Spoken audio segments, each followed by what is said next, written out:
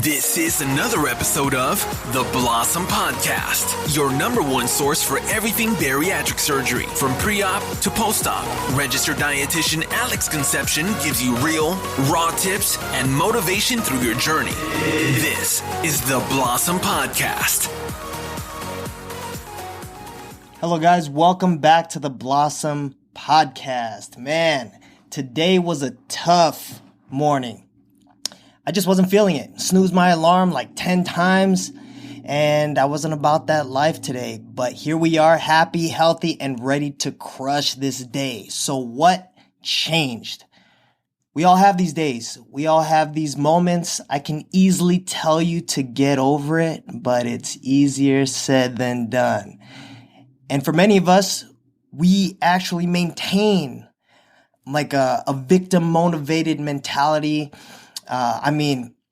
With the events of 2020, it's really hard not to, am I right? For many of us, though, this is the standard.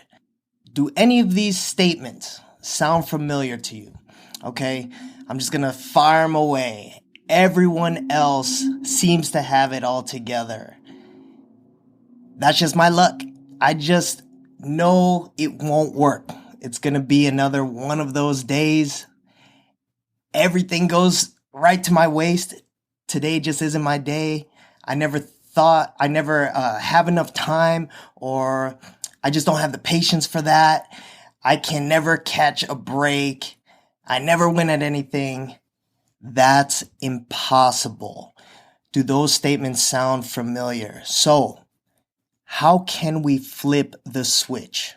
Remember when I listed how my morning went? Just not feeling it, snooze my alarm 10 times, just wanting to stay in bed and not adult today. Those were actually true statements, but why am I in such a good mood right now? I'm here recording this to talk to you about it, okay? Honestly, what prompted me to start recording was because this morning I opened up my email and the first 5 emails began on the lines of, I gained 3 pounds. I'm at a stall. I'm doing everything I need to do and I'm frustrated. Things like that.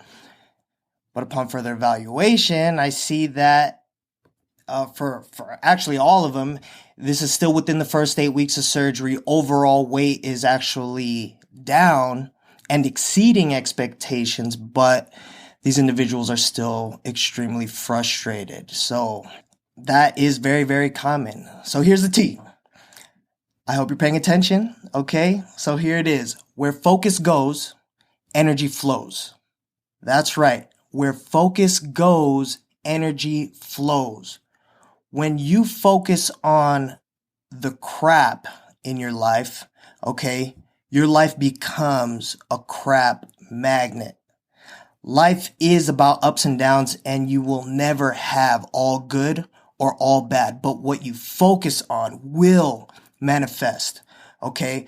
Focus on the goal and the triumphs, not the tribulations along the way. I gained 3 pounds. OMFG. But you're actually 30 pounds down so far. Is that a victory or is that a failure? You could have received a promotion at work, but you focus on the fact that you have to wake up an hour earlier. Is that a victory or is that a failure? You haven't lost a single pound in 2 weeks, but you're 10 inches down and you can fit into those jeans that have been hanging in the closet for the last 5 years. Is that a victory or is that a failure? You know, I'm not a psychiatrist, but I can tell you what I do that helps me and my clients, okay? When it comes to weight management, don't weigh yourself every day. If you are prone to negative self-talk, this act will dictate your day. Why? Because if you are not happy with what you see on that scale in the morning, you are just starting your day off miserable, all right? And the rest of your day will trickle down in a negative flow. Like I said, where focus goes, energy flows. Other examples, maybe your first encounter with another human being was you getting cut off on the road.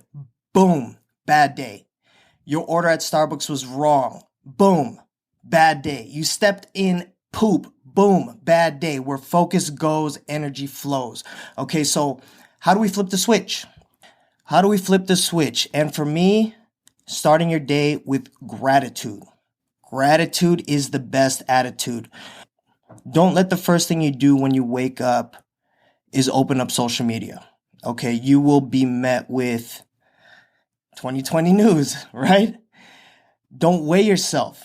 Even if you are exceeding expectations, that number can still depress you, just as those emails have proven. You can be exceeding expectations overall down in weight, but seeing that number will still, translate or can translate into a negative feeling and, again, have that negative trickle down effect. Just having gratitude is easier said than done. But what I can tell you is what I do and what I tell my clients to do that can help. All right. And first things first is first thing in the morning. I don't open up my phone. I don't check social media because, like I said, you can be met with that 2020 news. What I do is I pray. Okay, now this isn't a religious ploy. I'm not telling you to pray. I'm not telling you to look towards a higher power if you don't. That's perfectly fine. But what I am telling you is to acknowledge that you are alive and be grateful for that. You have a bed. Be grateful for that. You have a home. Be grateful for that. You have food on the table. You are amazing. And your existence is a blessing to someone else. Okay, acknowledge those things because, like I said, the best attitude is gratitude. And when you start your day with gratitude, remember, where focus goes, energy flows. All right. Number 2 is exercise in the morning. First thing in the morning, get some sort of blood flow. I know you're probably thinking, hey, Alex, I don't have time to work out in the morning. I'm not telling you to get a full-on workout. Just get some blood flow, even if it's for 5 minutes. Jog in place or knock out 5 sets of 20 body squats. Okay. Now there was actually a study. Was it the Appalachia State University, and this was actually a sleep study. Okay. Which is how the timing of exercise potentially affects your sleep quality. I know I'm not talking about sleep, but the results translate into what I am talking about. So to summarize this study, basically they took a group of people and had them exercise in 3 different phases exclusively. So they had them exclusively exercise at 7 a.m., and then on a different phase of the study, they had those same people exercise exclusively in the afternoon and then exclusively at 7 p.m. And at the end of the study, they found that morning exercises reached the deepest stages of sleep. They slept longer, more efficient sleep cycles, and actually had a 25% greater drop in blood pressure in the evening. Now, this happens because it activates your parasympathetic nervous system, which is the rest and digest system. Conversely, it deactivates the sympathetic nervous system. We're talking about the fight or flight system. Okay. All this by exercising in the morning. So like I said, you may be thinking that you don't have enough time to work out in the morning, but you do have enough time to take advantage of the benefits. You don't have to stop working out at a time that fits your schedule, but 5 minutes in the morning at the very least will still give you the benefits. Okay, so why does this work? It's because it gives you a cortisol reset.